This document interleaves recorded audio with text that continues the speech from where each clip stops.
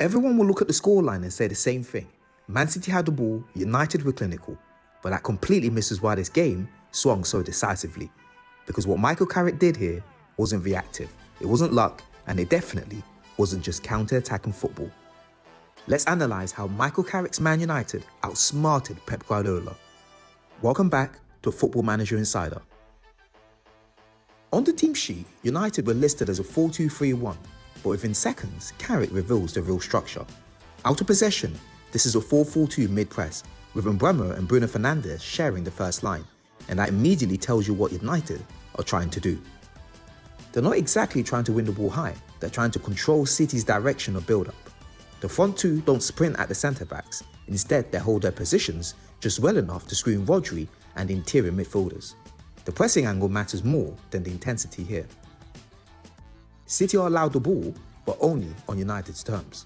And once you force City away from central axis, you force them to search for structural solutions elsewhere. City respond intelligently. To escape the 4-4-2, they build a 3 versus 2 in the first line. Bernardo Silva drops deeper, becoming the spare man and helping City progress the ball past United's front two. At first glance, this looks like City winning the tactical battle. They beat the press, they circulate, they move forward. But there's a hidden cost. By pulling Bernardo deeper, City solved the first phase at the expense of occupation higher up the pitch. Once the ball moves beyond the first line, there is less presence between United's midfield and defensive lines. Which means that the moment City enter United's half, they run straight into the next layer of Carrick's plan. This is where the game really starts to tilt. Once City progress beyond the first line, United immediately collapse into a narrow 4-4-2 mid-block. The wingers tuck inside, the midfield stays compact, and the distances between the lines shrink. City are not being pressed aggressively here, they're being denied space. Because by forcing City wide, United dictate not just where City attack from, but how City have to defend once possession turns over, and that becomes crucial later. Out of possession, Man City move into a man-to-man high press in United's build-up zone. But this is where Bruno Fernandes' positioning becomes decisive.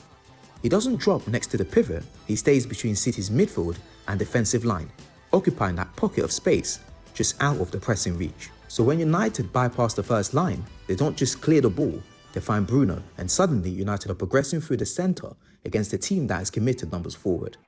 At this point, the game stops being about individual actions and becomes about structure, profiles, and what happens after you make one adjustment. Because when you break down football tactically, a lot of it comes down to squad balance, profiles, and how small decisions affect outcomes over a season. And that's partly why I've been spending a lot of time on this game called Footium. This is it here. You're essentially running a football club. You're signing players, managing your squad, and competing in the league against other real users. What I like about it is that it forces you to think about player profiles, their roles, and their long-term planning, rather than just individual matches. So I've been using it as a way to experiment with different squad builds, recruitment ideas, and how these choices play out over time, which actually mirrors real-life football thinking more than you'd expect. I really like its tactical use and how it puts you as the manager at the forefront of squad building. Now, if you enjoy football tactics like I do, you really want to try this game. There's a link in the description, it's free to get started, and there's a starter bundle option with cashback through my link if you decide to go further. Now let's get back to how those structural decisions started to expose Man City. Man City's high line relies on timing, distances, and offside coordination, but it also leaves space behind if the ball is moved quickly enough. United don't need long possession spells to exploit this, they need one clean action. A first-time switch finds Ahmad immediately isolating Nico O'Reilly 1v1. There's no cover, no delay, just space. This moment matters because it shows United exactly where City can be hurt, and they go back at it. City have a free kick in United's half, but their rest defense is poorly positioned. Cherki steps forward to engage Mbeumo instead of backing off and delaying the transition. That single choice removes City's numerical security. United now have 3 versus 2 running directly at a retreating backline. Mbeumo's movement is subtle but crucial. He drifts slightly away from the defenders, opening 2 clear passing lanes for Bruno Fernandes. Bruno chooses the high-value option. The finish is precise. This isn't chaos, it's a consequence of structural imbalance. The warning signs are there, but City don't adjust. The high line stays, the left side remains exposed. United keep attacking the same channel. First time balls, wide isolations, direct duels. Eventually, Cunha targets O'Reilly again, using his physical advantage to create crossing space. And Dorgu finishes from close range.